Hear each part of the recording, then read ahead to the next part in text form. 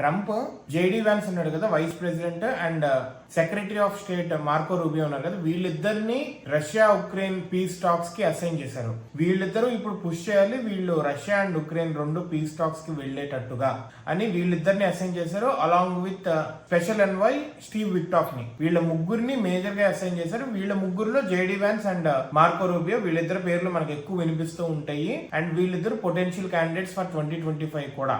So వీళ్ళిద్దరి చేతిలో ఉంది ప్రస్తుతానికి.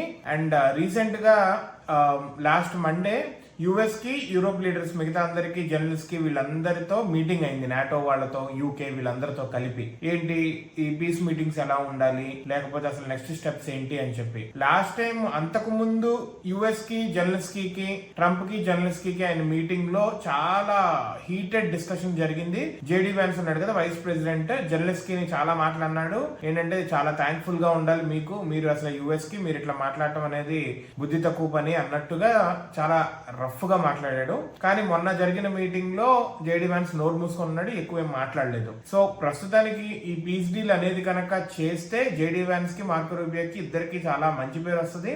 అండ్ నెక్స్ట్ 2028 ఎలక్షన్స్ లో వీళ్ళు ఈ కార్డ్ ను కూడా ప్లే చేసుకోవచ్చు, పీస్ టాక్స్ చేశానని చెప్పి. బట్